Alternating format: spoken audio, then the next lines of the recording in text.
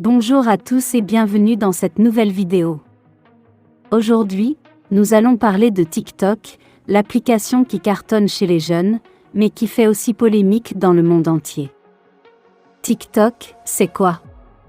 C'est une plateforme de partage de vidéos courtes, souvent humoristiques ou musicales, qui compte plus de 1,7 milliard d'utilisateurs actifs.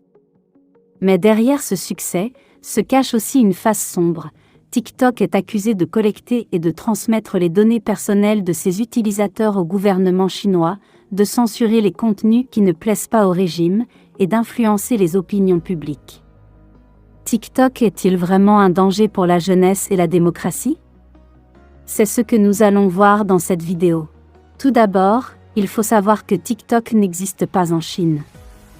En effet, l'application a été créée par ByteDance, une entreprise chinoise, mais elle est destinée au marché international.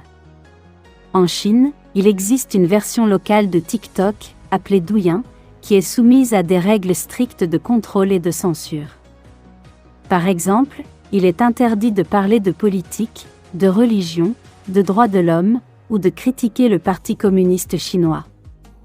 Les contenus qui ne respectent pas ces règles sont supprimés, et les utilisateurs qui les publient sont sanctionnés. Ainsi, la Chine se sert de Douyin pour diffuser sa propagande et son idéologie, tout en empêchant ses citoyens d'accéder à des informations libres et diverses.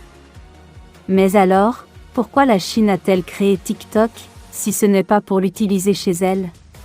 La réponse est simple, pour étendre son influence et son pouvoir à l'étranger. En effet, TikTok est un outil redoutable pour collecter les données personnelles de ses utilisateurs, comme leur âge, leur localisation, leur appareil, leur centre d'intérêt, etc.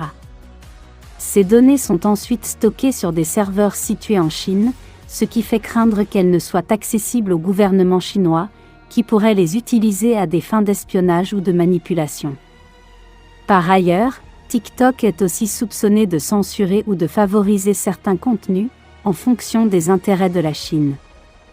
Par exemple, il a été révélé que TikTok avait supprimé ou réduit la visibilité de vidéos relatives aux manifestations à Hong Kong, au génocide des Ouïghours ou à la situation au Tibet. À l'inverse, TikTok aurait mis en avant des vidéos vantant les mérites de la Chine ou dénigrant ses rivaux, comme les États-Unis ou l'Inde. Face à ces accusations, TikTok a toujours nié être sous l'influence du gouvernement chinois, et a affirmé respecter la vie privée et la liberté d'expression de ses utilisateurs. TikTok a aussi tenté de se rapprocher des pays occidentaux, en installant son siège social à Singapour, en nommant un PDG américain, et en proposant de vendre une partie de ses activités aux États-Unis. Mais ces efforts n'ont pas suffi à rassurer les autorités de plusieurs pays, qui ont décidé d'interdire ou de restreindre l'accès à TikTok, pour des raisons de sécurité nationale, d'ordre public, ou de protection de la jeunesse. Parmi ces pays, on peut citer l'Inde, qui a banni TikTok en 2020, suite à un conflit frontalier avec la Chine, le Pakistan, qui a interdit TikTok à plusieurs reprises, pour des motifs de moralité, la Jordanie, qui a bloqué TikTok en 2022, pour éviter la diffusion de manifestations, ou encore la Somalie, qui a interdit TikTok en 2023, pour lutter contre le terrorisme et la désinformation.